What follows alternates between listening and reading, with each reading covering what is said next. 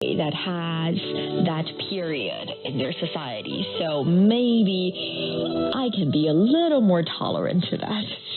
It was a long time ago, and yes, times have changed. That's why I much prefer the more contemporary view of relations between the genders, which was summed up by a nice quote by Mao Zedong, which is 女人撑起半边天.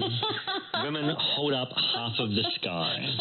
It's a much nicer and more equal way of viewing relationships between the genders. Yes, and you surprise me every time by citing some famous yet not very foreigner-friendly quotes, but you did it really well. So 女人撑起半边天, or some people say 女人能顶半边天, suggests that 女人, female, 能 have the ability to hold up half of the sky.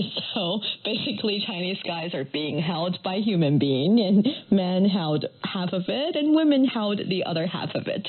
But I do have to, in defense of Confucius, clarify something, because a lot of people blame Confucius because he has this very rigid, very conservative way of understanding the world, of understanding different relationships among different people. But actually, 三纲, the so-called three guiding principle, was not brought about by Confucius. It was brought about by Dong Zhongshu during the Han Dynasty. Dong Zhongshu realized that people lacked the respect for relations at all. Within around 240 years of 春秋时期, so the spring and autumn period, 世君36, 亡国52, it's actually saying around 52 countries were thrown into conflict and 36 kings were killed by his subject. So in the very chaotic society, Dong Zhongshu decided in order to have the society function in a better way, have the society back on track even to develop, people need to have some basic respect to different kind of relationships. And that is why he brought about the idea that as a subject, you should respect your king, not kill him. And as a son, you should love and respect your father. Don't always argue with him. Just try to find a common ground so you guys can continue to live. And as a wife, maybe be nicer to your husband.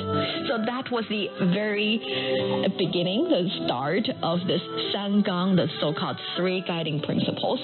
So on one hand, we understand that he did this because the society then desperately needs some kind of stability. And on the other hand, this has nothing to do with Confucius. So let's stop blaming him for saying something that is so not right for today's taste.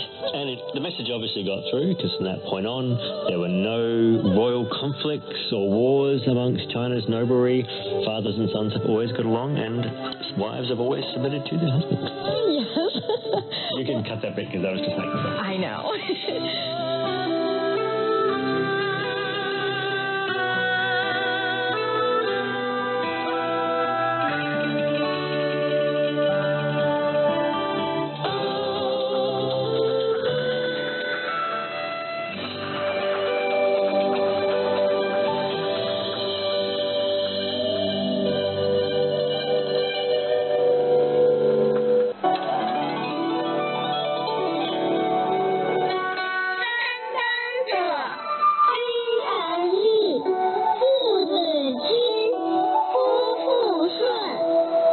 There are three guiding principles, the ties between